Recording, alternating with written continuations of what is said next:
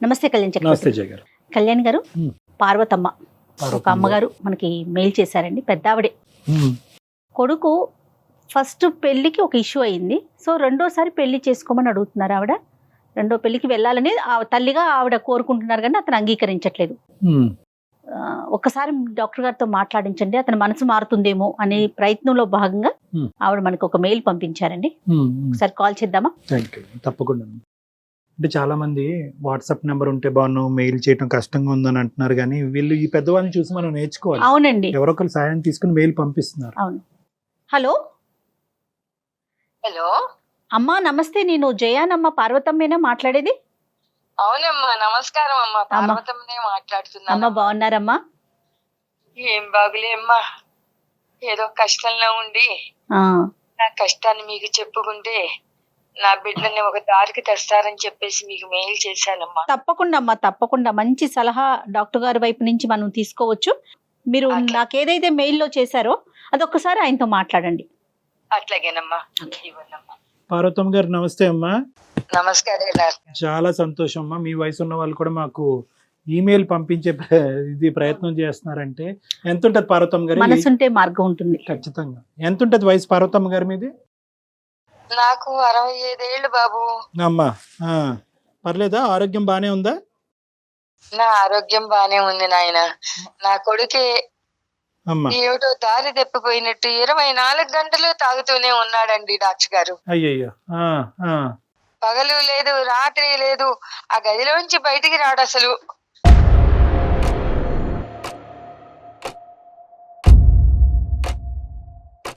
ఎప్పుడు చూసినా తాగుడే. 2 సార్లు బయటకు వస్తాడండి. పొద్దున పూట మందు తెచ్చుకోవడానికి ఒకసారి వస్తాడు. అది అయిపోయిన తర్వాత మళ్ళీ సాయంకాలం పూట వెళ్ళి ఇంకో బాటిల్ తెచ్చుకోవడానికి వస్తాడండి.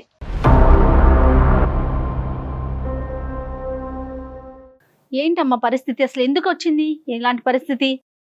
పిల్లవాడు ఇద్దరు ఇష్టపడ్డారు. మాకు పిల్ల నచ్చింది. పిల్ల చూడడానికి బాగుంది, సంసార పక్షంగా ఉంది. ఓన్లీ ఇద్దరు ఇష్టపడ్డారు, ఒకళ్ళకొకళ్ళు చక్కగా సంసారం చేసుకుంటారు. పిల్లవాడి సుఖ సంతోషాల కన్నా మాకేం కావాలి అని చెప్పేసి లవ్ మ్యారేజా? వాళ్ళు లవ్ చేసుకున్నారు, మేము దాన్ని ఆమోదించి మేమే చేశాం తల్లి పెళ్లి. ఓకే, సంతోషం. కొత్తగా పెళ్లి చేసుకున్నారు కదా, కొద్ది కాలం వేరే ఉంటాం అత్తమ్మ అంటే, ఓన్లే కొత్త జంట కదా, వాళ్ళకి ఏవో సరదాలు సరసాలు ఉంటాయి కదా అని చెప్పేసి, సరే నాయన అట్లాగే ఉండండి అని పక్క రోడ్ లో పెట్టామమ్మా. అప్పుడప్పుడు మా ఇంటికి వస్తూ ఉండేవాళ్ళు, అత్తమ్మ ఎట్లా ఉన్నారు అని పలకరిచ్చేది. మంచిగానే ఉన్నారు. ఏంటమ్మా సమస్య ఏంటి అసలు? సమస్య ఏమిటి అంటే ఏం చెప్పనమ్మా. పిల్లలు లేరు కదమ్మా? ఉన్నారా? పిల్లలు లేరమ్మా వాళ్ళకి. ఏమైందంటే ఎప్పుడు వారం వారం వచ్చేవాళ్ళు, కొద్ది కాలం నుంచి అసలు రావటం మానేశారు. ఏమైందా ఏమిటో కనుక్కుందాము అని చెప్పేసి, పిల్లలు ఎట్లా ఉన్నారా ఏమిటో, వాళ్లే రావాలా, నేను వెళ్ళొచ్చు కదా నా పిల్లల ఇంటికని ఒక రోజు వెళ్ళానమ్మా. తలుపు తీసేప్పటికి గుండె జల్లు ఉంది. హాల్లో చూస్తే 5-6 మగవాళ్ళు ఉన్నారమ్మా.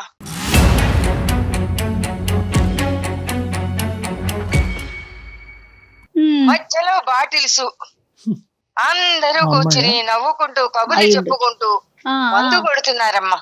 ఎవరున్నారు? మీ బాబున్నాడు అక్కడ? మా బాబు లేడమ్మా, నా కోడలు. అయ్యో.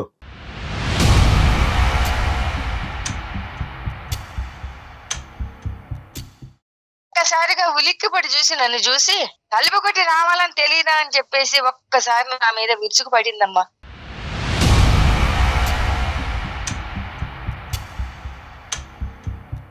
చుట్టూతా 5-6 మగవాళ్ళు ఉన్నారు, తాగుతున్నారు. అసలు ఆ వాతావరణం చూస్తే నాకు అవును కొడుకు సంసారం ఎట్లా ఉందంటే ఏ తల్లి మాత్రం తట్టుకోగలండి.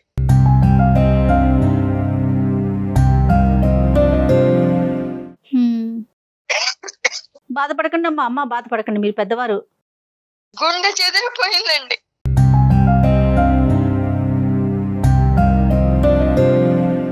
అంతే కొడుకు కదా. సంసారం ఏమిటి ఇట్లాగా అయిపోయిందని. అంటే మరి ఈ ప్రేమ వ్యవహారం మొదలైనప్పుడు పెద్దలుగా మీరు ఈ పెళ్లికి అంగీకరించినప్పుడు కొద్దిగానే వాకప్ చేశారమ్మా? అసలు ఏంటి ఎవరు ఆ ఏంటి? కుటుంబం ఏంటి, ఆ ఎటువంటి అలవాట్లు? చేసామండి. ఆ, వాకప్ చేసినప్పుడు ఎవరైనా చెబుతారా అండి?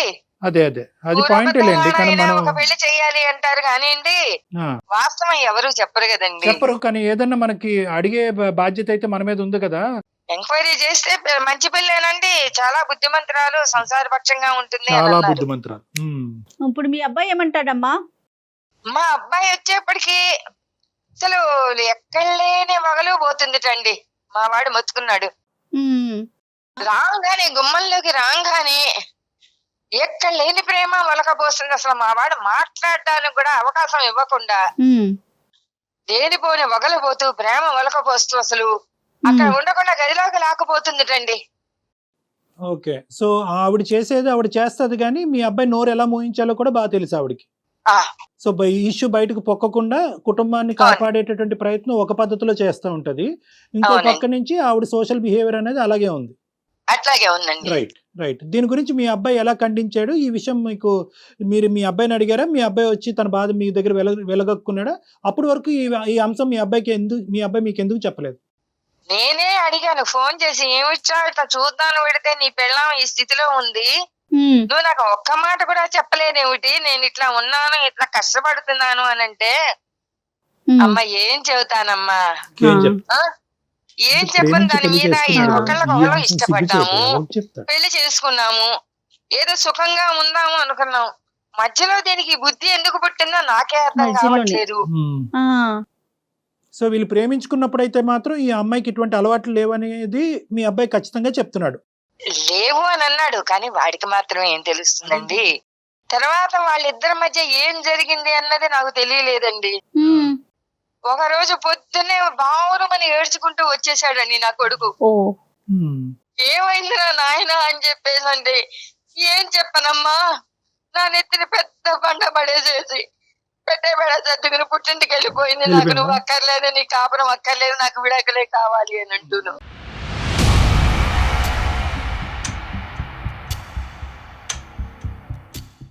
సరే, నా కొడుకు కూడా పిచ్చి వెధవల్లే మారిపోయాడమ్మా. ఉమ్, ఉమ్. తాగుడు ఎక్కువైపోయింది, ఏం చెయ్యాలో తెలియలేదు. ఈ అబ్బాయి తాగుతున్నాడు ఇప్పుడు. ఇప్పుడు మొదలు పెట్టాడు. అదే కదా, 2 సార్లు బయటకు వస్తున్నాడట, అదే. బాటిల్స్ కోసం మాత్రమే అని చెప్తున్నారు ఆవిడ. ఉద్యోగం ఏమి వెళ్ళట్లేదమ్మా అతను? పూర్తిగా మానేశాడండి, అసలు వీధి ముఖమే చూడట్లేదు. బయటికి అయ్యో, రామ. చుట్టాల ఇళ్లలో పెళ్లిళ్ళు పేరెంటాలు అయినా కూడా నేను రాను, నువ్వు పో, నేను బయట మొహం చూపించలేను అని చెప్పేసి అంటున్నాడు.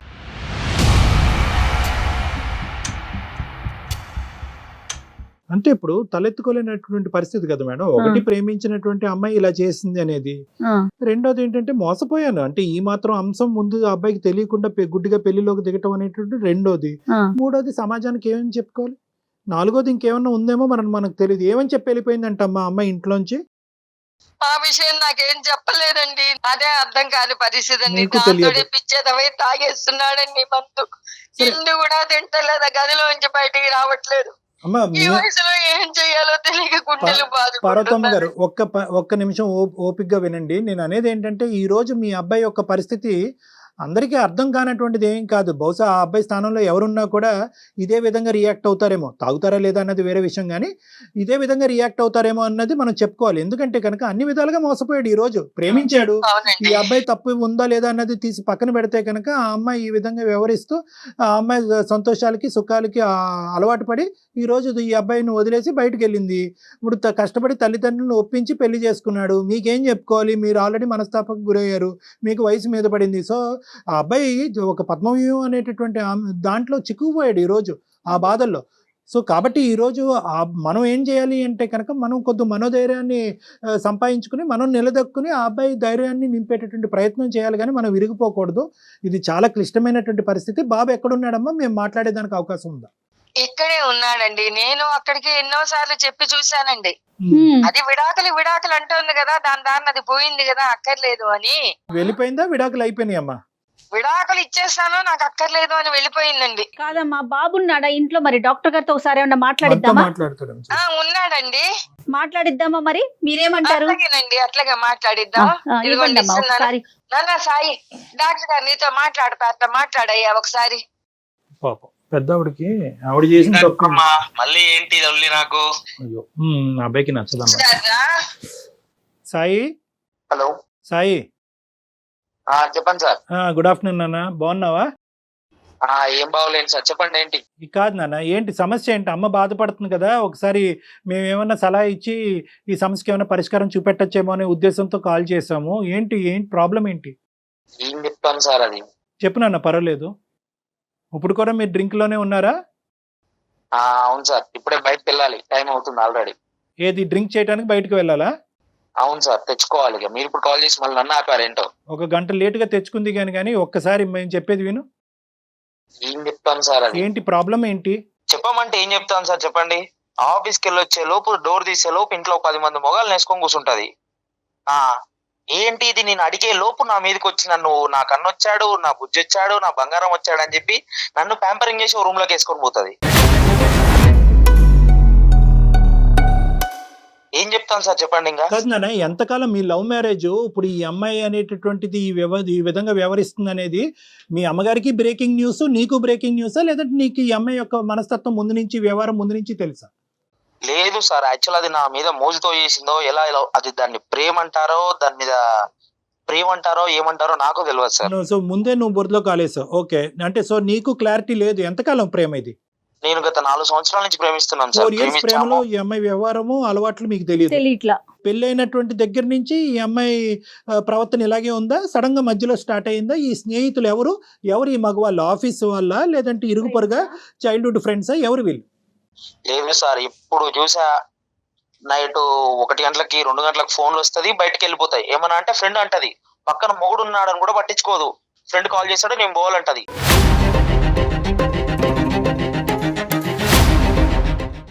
మేము ఉండేది మోతీ నగర్ నుంచి అది ఉండే మాదాపూర్ వరకు వెళ్తుందండి. ఏమనంటే నైట్ మధ్యరాత్రి 1 గంటలకు లేస్తుంది, నా ఫ్రెండ్ కాల్ చేస్తాడు, నేను పోతున్నా అని చెప్పేసి పోతుంది.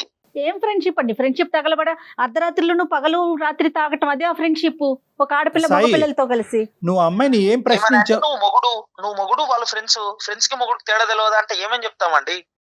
ఓకే, ఫ్రెండ్స్ కి మొగుడికి తేడా తెలుసుకోవాలి. Okay, good. తర్వాత అయినా అదేం ఫ్రెండ్షిప్ అండి? మొగుడిని పక్కన నైట్ పడుకున్నాక కూడా ఫోన్ వస్తే మధ్యరాత్రి మొగుడిని వదిలిపెట్టిపోయే ఫ్రెండ్షిప్ ఏం ఫ్రెండ్షిప్ అండి? Right, okay. ఇంకా వంట వార్పు ఇవన్నీ ఏం వంట ఏం వార్పు అండి? స్విగ్గీలు జొమాటోలు ఏమన్నా వచ్చాయి, వంటనా ఏమన్నా? అది కూడా ఇదే. ఓకే, బాక్స్ పెట్టవే అంటే నేను ఆర్డర్ పెడతా, నువ్వు పో అంటది. రైట్, అది కూడా టేక్ అవే, అన్ని టేక్ అవే మీ ఇంట్లో. ఇలా ప్రయాణం ఎన్ని రోజుల నుంచి సాగుతోంది మీ ఇద్దరి మధ్య అండి?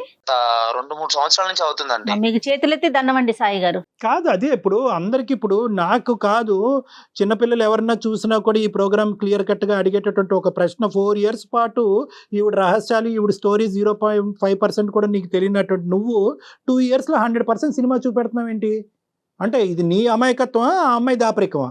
నేను అడిగానండి, నీకు ఇలా ఎంతమంది ఫ్రెండ్స్ ఉన్నారంటే, అంటే ఏంటి ఫ్రెండ్స్ ఉన్నారా నాకు అని చెప్పేసి మాట్లాడింది. కాదు, పెళ్లికి ముందు వ్యవహారం ఏంటి? పెళ్లికి ముందు ఏముందండి, తిరిగాము, హోటల్కి వెళ్ళాము, చేస్తేనే కదా ప్రేమ అంటారు. అది కాదు, అప్పుడు కూడా ఈ ఫ్రెండ్స్ ఉండేవారా? అప్పుడు ఆ ఫ్రెండ్స్ ని సమర్థించావా? నీకు తెలుసా తెలియదా? అసలు తెలుసా మీకు? లేదు సార్, తెలియలేదు. బట్ ఫ్రెండ్స్ ఉంటారని తెలుసు. బట్ ఇలాంటి రకమైతే ఫ్రెండ్స్ ఉంటారని నాకు తెలియదు కదా. సరే సరే, ఫ్రెండ్స్ ఉన్నారని అయితే ఒక ఐడియా ఉంది తప్ప ఇట్లా తెలియదు. వాళ్ళ అందరి మధ్య జరిగే ప్రోగ్రామ్ నీకు తెలియలే? లేదు, తెలియదండి. ఇదంతా ఒక ఎత్తు. వెళ్ళిపోవటానికి కారణం ఏంటి? ఆ అమ్మాయే అన్ని చేసింది, ఆ అమ్మాయే తాగింది, ఫ్రెండ్స్ ని ఇంటికి పిలిపించుకుంది, పగలనక రాత్రి అనక తాగింది. మధ్యలో నువ్వేం తప్పు చేసావని చెప్పి నువ్వేమన్నా అది వ్యతిరేకించావా? గొడవ పడ్డారా? అడ్డుపడ్డావా? దానివల్ల అమ్మాయి వెళ్ళిపోయిందా?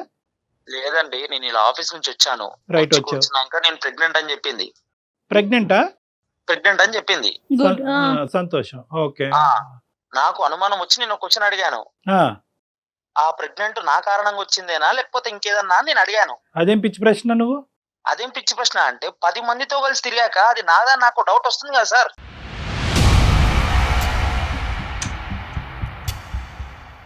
సరే నాన్న, ఇప్పుడు ఒకటి ఇక్కడ 2 అంశాలు, తాగింది లేదంటే ఇంకో పనులు ఏమైనా చేసింది, మగవాళ్ళని పిలిపించుకుని ఇంట్లో కూర్చోపెట్టుకుంది. నువ్వు ఆ ఇష్యూని మొదటనే అది తుంచేసి అది తీయకుండా ప్రెగ్నెన్సీ వచ్చిన తర్వాత ప్రెగ్నెన్సీ నా ద్వారానే వచ్చిందనే ప్రశ్న అనేటటువంటిది ఎలా అడుగుతావు? నువ్వు ఇలా ఈ వ్యవహారం నడిపిస్తే కనుక నాకు కుదరదు, ఇది ప్రేమ కాదు, ఇది పెళ్లి కాదు, ఇందులో నీతి లేదు, న్యాయం లేదు, నీ దారి నీది, ఇది మానుకోకపోతే కనుక ఐ డోంట్ వాంట్ యూ అని చెప్పి నువ్వు త్రెట్టేసరకుండా 2 ఇయర్స్ పాటు అలా ఓపికగా ఉండి ఇప్పుడు ప్రెగ్నెన్సీ వచ్చాక ప్రెగ్నెన్సీ నా ద్వారా వచ్చిందని నమ్మకం ఏంటి అని ప్రశ్నిస్తే కనుక ఇంకెలా ఉంటుంది పరిస్థితి? అది చేసే చేతలు అలా ఉంది కాబట్టి నాకు నా అనుమానం వచ్చి నేను అడిగాను సార్. అడిగిన వెంటనే సరే, ఓకే, వెంటనే హాస్పిటల్కి వెళ్ళి అబార్షన్ చేసుకొని వచ్చింది.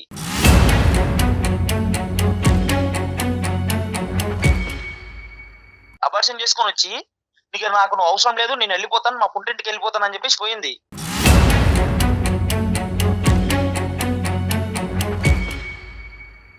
ఓ ఓకే, ఓకే. అబార్షన్ కూడా అయిపోయింది. ప్రెగ్నెన్సీ అవటం, నీకు చెప్పటం, నువ్వు అడగటం, ఆ అమ్మాయి అబార్షన్ చేయించుకోవటం. అన్ని ఫాస్ట్ డెసిషన్సే.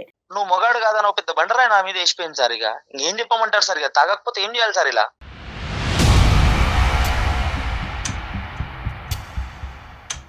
Right, okay. అబార్షన్ అయితే చేయించుకుంది, నువ్వైతే మగాడు కాదు అనేటటువంటి అబాండం నీ నెత్తి మీద వేసింది. తర్వాత ఏమైందన్న?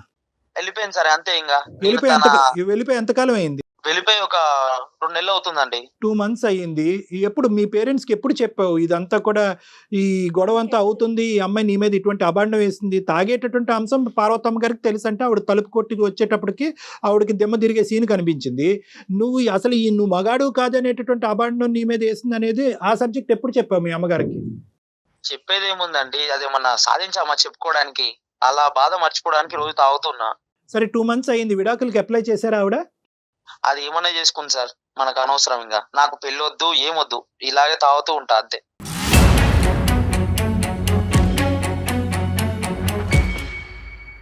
ఇప్పుడు ఆ అమ్మాయి వెళ్ళిపోయింది, ఆ అమ్మాయి సంతోషాలు సుఖాలు ఏమీ వదలలేదు. ఓకే, ఆ అమ్మాయి తాగటానికి ఇష్టపడింది, ఫ్రెండ్స్తో పాటు ఉండటానికి ఇష్టపడింది, ఇంటినే పబ్ కింద తయారు చేసింది. ఆ అమ్మాయి సుఖాల గురించి ఆ అమ్మాయి వెళ్ళిపోయింది. నువ్వు నాశనం అవుతున్నావు ఏంటి? నీ ఉద్దేశం ఏంటి? దీని వెనకతలు మీ తల్లిదండ్రులు చేసుకున్న కర్మ ఏంటి ఇదంతా? ఒక మొగాడికి అంత పెద్ద నింద వేసిపోయాక ఇంకా బాధ ఏంటి సార్? అంతకంటే ఇంకేం బాధ కావాలి? కాదు నాన్న, ఇప్పుడు ఆ అమ్మాయి ఏదో ఒక అబాండం వేసింది, నువ్వు దొంగ అంటే నువ్వు దొంగ అయిపోతావా? కాదు కదా. ఇప్పుడు నీ మీద ఒక అబాండం వేసినప్పుడు దానికి నువ్వు సమపాలల్లో రియాక్ట్ అవ్వాలి. ఏం బాగుతున్నావు, అయినవి అనుభవించవలసినవన్నీ అనుభవించావు, ఇప్పుడు ఇదా నేను నీ మీద అబాండం అయిపోయి నువ్వు నా మీద అబాండం వేస్తావని నువ్వు నిలదీయవలసింది. దానికంత నువ్వు కుంగిపోయి తాగుబోతాడు అయిపోవటం ఏంటి? నా ఫోన్ లో ఉన్న నా కాంటాక్ట్స్, వాట్సాప్ గ్రూపులు అందరికి వెప్పేసింది. అది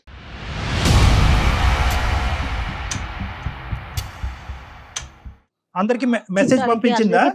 అందరికి మెసేజ్ పంపించింది. ఇంటి పక్కన, ఇంటి ఎదురుగా అందరికి, బజార్లో అందరికి చెప్పేసిపోయింది, నా మొగుడు కాదు, పోతున్నాను. పెద్దవాడికి తెలియదు పాపం. అయ్యయ్యో, పార్వతమ్మ గారు మీకు తెలీదా? నాకు తెలియదు అయ్యా, మీకు చెప్పేది. అయ్యో, నాకు చెప్తే నేను ఇరుగు ఏదో రకంగా సర్ది చెప్పుకుంటేదాన్ని కదా. నాకు తెలియకుండా ఈ భాగవతం అంతా నడిపారు ఇద్దరు కలిసి, కాపురం వేరు కాపురం అని చెప్పేసి.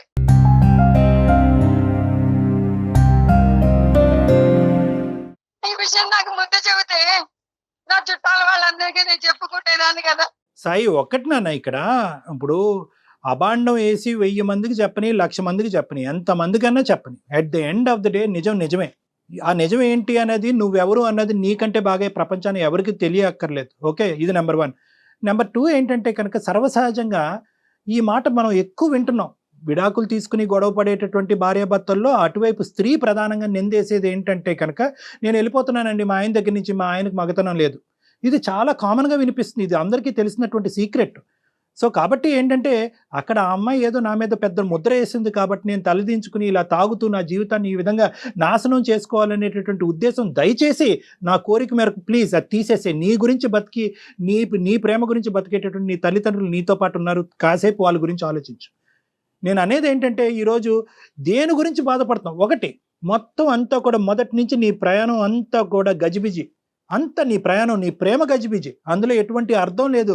ఎందుకు ప్రేమించుకున్నారో తెలీదు, ఈ సీక్రెట్లన్నీ తెలిసి కూడా, అంటే తెలుసు నీకు ఆ అమ్మాయి అబ్బాయిలతో వెళ్తుంది, రాత్రనక పగలనక వెళ్తుంది, స్నేహితులు ఉన్నారు, నువ్వు వాకప్ చేయలేదు.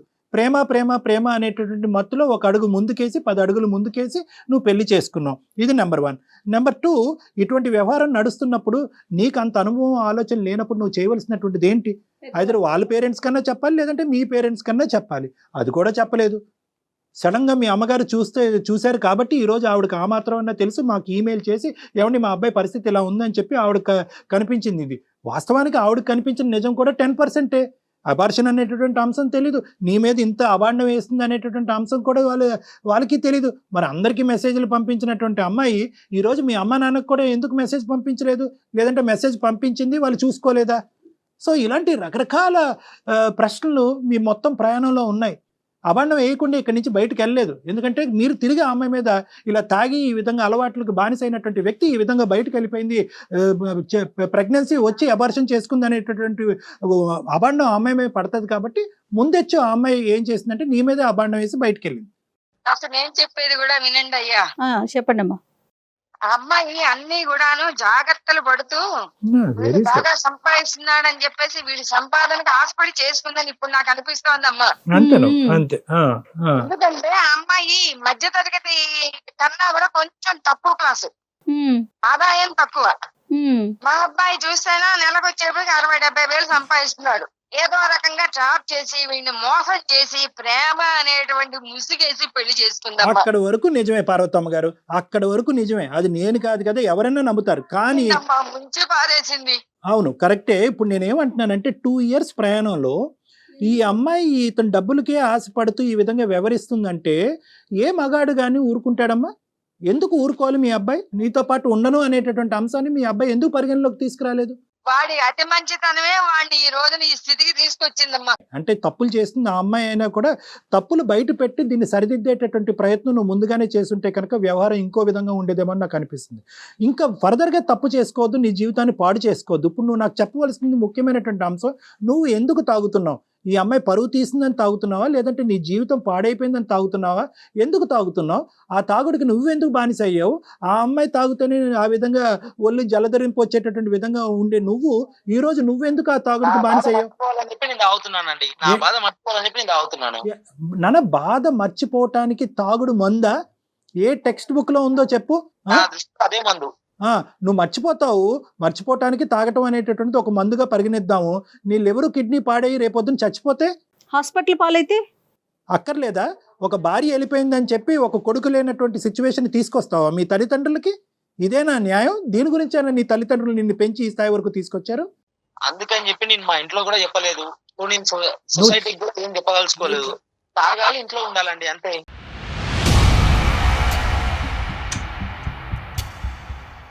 ఇప్పుడు ఆ అమ్మాయి వెళ్ళిపోయింది, తాగుడు నీకు అతికించి వెళ్ళిపోయింది, నీకు అంటించి వెళ్ళిపోయింది, ఆ ఇన్ఫెక్షన్ నీకు అంటించి వెళ్ళిపోయింది. ఆవిడ తాగుతుందని చెప్పి మీ అమ్మ ఇప్పుడుకొచ్చి జీర్ణించుకోలేకపోయి ఇది బాధపడుతుంది. ఇప్పుడు నువ్వు తాగుపోతాడు అవుతావా? నీ లివర్ కిడ్నీలు పాడు చేసుకుంటావా? మర్చిపోవాలి అని అంటున్నావు. ఏం మర్చిపోవటానికి తాగుతున్నావు? ఏ టెక్స్ట్ బుక్ లో ఉంది తాగుతే మర్చిపోతారని చెప్పి? ఎవరు చెప్పారు? ఇది సినిమా, ఇది జీవితం. ఇంకేం చేయాలి? నా మీద అంత పెద్ద అబాండాలు వేసిపోయాక దాంతో ఆ బాధ మర్చిపోవడానికి తాగుడు తప్ప నాకు ఇంకో దారి లేదు కదా. ఏ అబాండం అయ్యా? గాడిద గుడ్డ అబాండం ఏంటి? ప్రపంచం సార్, ఒక మొగోడిని పట్టుకొని నువ్వు మొగోడు కాదని చెప్పాక అంతకంత పెద్ద అవమానం. ఇప్పుడు నానా ఒకటి, ఆ అమ్మాయి 4,000 మంది పంపిస్తే నువ్వు 10,000 పంపించచ్చు. అది కాదు ఇక్కడ లెక్క. ప్రపంచానికి కూడా తెలిసి ఇక్కడ లెక్క ఏంటి అనేది ప్రపంచం ఎవరు విశ్లేషణ వాళ్ళు చేసుకుంటారు. అదేమో సగం మంది చెప్పింది, మా అమ్మ ఏమో మీకు ఫోన్ చేసి నా జీవితం మొత్తం బజార్ లేసారు మీరు అందరు కలిసి. ఇప్పుడు నేను ఎలా ముఖం తిప్పుకోవాలి సార్ బయట? నాన్న, మేము బజారీలో వేయట్లేదు, మేము నీకు సర్ది చెప్పేటటువంటి ప్రయత్నం చేస్తున్నాము. బహుశా ఈ 4,000, 10,000, 20,000 మంది ఎవరికైతే కనుక ఆ మహాతల్లి పంపించిందో వాళ్ళందరూ కూడా ఈ ప్రోగ్రాం చూస్తే కనుక సాయి మగాడు అనేటటువంటిది అర్థం అవుతుంది. మేము నీకు సహాయపడుతున్నావా? మార్గం అది బుర్ర చల్లిపోయినప్పుడు ఆ బుర్రను కడుక్కోవాలి మనం ఏదో రకంగా చేసుకుని. ఇప్పుడు తెలిసిందిగా సమాజాన్ని అందరికీ చెబుతారని చెప్పేసి నేను ఆయనకు మెసేజ్ పెట్టాను. ఈరోజు నేనేదో నేను అల్లరి పెట్టానంటావేమిటి? లేదమ్మా, అబ్బాయి కొద్దిగా ఒక ఇమోషన్ లో ఉన్నాడు. ఆ అబ్బాయికి వాస్తవాలు అర్థం కావట్లేదు, జీవితం గురించి అర్థం కావట్లేదు. ఒక 10 నిమిషాలు వింటే కనుక ఇప్పటికైనా జీవితం బాగుంటుంది. అన్ని తప్పటడుగులే. నువ్వు 10 మందితో తిరిగిన ఆడదది, ఇది నా బిడ్డ, నేను ఇలా గర్వంగా చెప్పుకోగలుగుతాను. నేను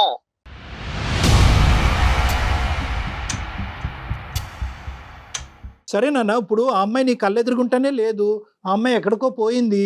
ఇప్పుడు నువ్వు తాగి నీ జీవితాన్ని పాడు చేసుకోవటం వెనకాతలు ఉన్న అర్థం ఏంటి? నాకు ఆ బాధ మర్చిపోవడానికి నాకు అది మంచిది అనిపించింది సార్. అందుకని ఉద్యోగం మానేసి పగలు రాత్రి అని తేడా లేకుండా తాగితే సమస్యకి పరిష్కారం దొరుకుతుందా? ఆఫీస్కి ఎలా వెళ్తాము, బయటికి ఎలా తిరుగుతాం చెప్పండి. నువ్వు తాగి పిచ్చోడు అయిపోవటం అనేటటువంటిది ఆ అమ్మాయి ఎగిరి గంతేసి పండగ చేసుకుంటుంది. ఇప్పటికైనా కూడా నీ లోపల ఉండేటటువంటి పరిస్థితిని తిరిగి రాయటానికి ట్రై చేయి. తాగి నీ జీవితాన్ని నాశనం చేసుకోవటం కాదు. నువ్వు లేకపోయినా కూడా నేను బతకగలను, నువ్వు నన్ను మోసం చేసి వెళ్ళిపోయినా కూడా నేను ఒక మగాడిగా నేను ప్రూవ్ చేసుకోగలను అనేటటువంటి విధంగా నువ్వు ప్రూవ్ చేసుకో. అంటే ఇప్పుడు మీరు ఇంకో పెళ్లి చేసుకోమంటున్నారా సార్? నన్ను పెళ్లి చేసుకోమనట్లేదు, ఫస్ట్ ఈ అలవాట్ల నుంచి బయటపడమంటున్నాను, ఈ ఆలోచన నుంచి బయటపడమంటున్నాను. ఆయన అడుగుతామేమిచ్చా, ముందు సమస్య పరిష్కారం గానీ.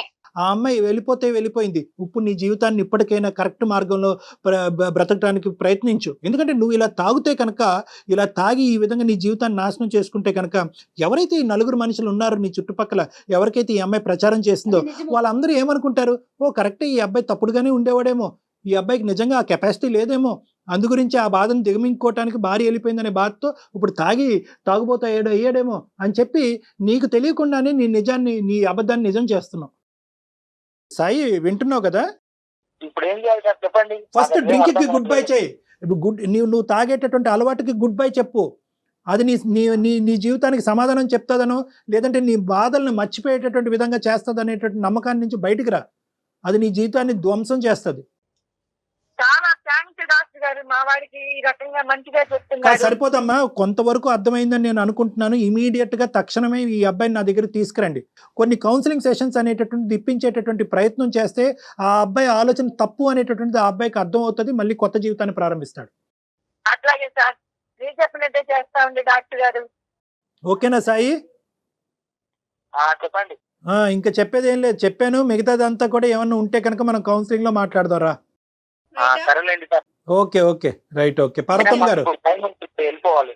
ఇంకా మన మాట కూడా వినే పరిస్థితుల్లో ఇంత విని కూడా నాకు టైం అవుతుందని చెప్తున్నాడు అతను. రైట్. పార్వతమ్మ గారు, అమ్మా మీకు ఏమాత్రం అవకాశం ఉన్న బాబుని తీసుకుని ఒక్కసారి డాక్టర్ గారిని కలవండి అమ్మా. అలాగేనమ్మా. రైట్. Thank you. నమస్తే. Okay right. కళ్యాణి గారు నమస్తే. నమస్తే. Dress courtesy by Purnima prince.